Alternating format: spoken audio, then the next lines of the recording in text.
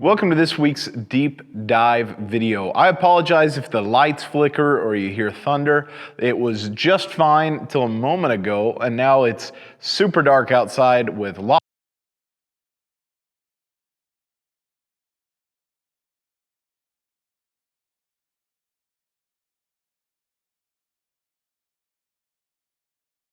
reminded of my grandfather, and he was a goofy guy. I grew up with all sorts of fun stories, and actually as I've gotten older, I've heard even more about my grandpa and some of the shenanigans he got into throughout his life. And one of the things that I noticed a little bit toward the end of his life as he was suffering from cancer and beat down. He had been a lifelong smoker, and toward the end, when he found out he had cancer and a lot of this was tied to smoking, he made the decision to quit. And my grandpa was the kind of guy to never keep a thought captive in his mind. If he had a strong thought about something, he was going to share it. And as he quit smoking, he found the behavior and the smell and the culture and everything about smoking, he found it repulsive. He hated it to the point where we would be at restaurants and he would say things to people who were smoking, or be out in public and someone would be smoking and he would voice how disgusting and frustrating that is. And I've heard more and more of these stories as I've gotten older about my grandpa and how much this lifelong smoker hated smoking.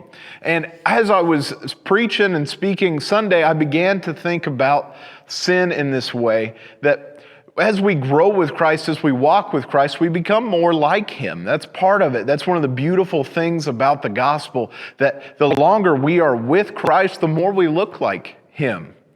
But one of the problems that we might run into is that we might take His righteousness that we are putting on like a robe, that we are wearing, this thing that has been given to us from Him, we are being made righteous by Him. We might start to see that as our own. And we might start to become self-righteous instead of righteous in Christ. And we might start to look at the sin of others and maybe even be reminded of where we once were, and we're disgusted by it, we're embarrassed by it, we're repulsed by it.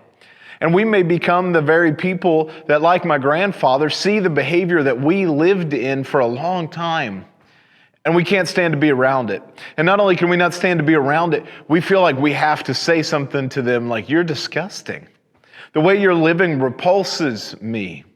I can't believe you would do something like this. Everyone knows that's an improper way to live." And we forget the very grace that we've been shown. In Romans 5, Paul tells us that while we were still sinners, Christ died for us.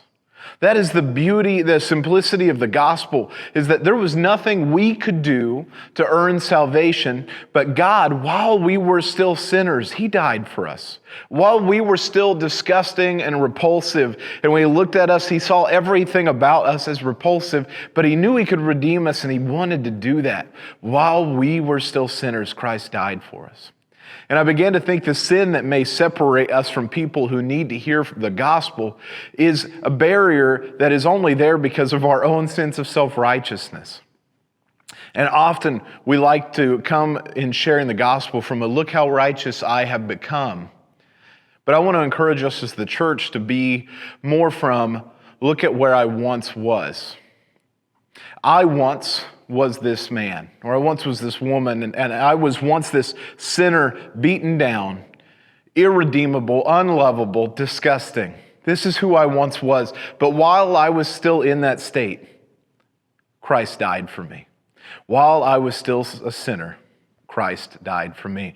I pray that we begin to share the gospel more that way, in this coming of humility and remembering who we were and celebrating what God has done in us and for us, and looking for what He may do through us, that He may reach many through who we once were and who He has made us to be today. I pray that you have a great week and you join us this Sunday as we finish James chapter 2.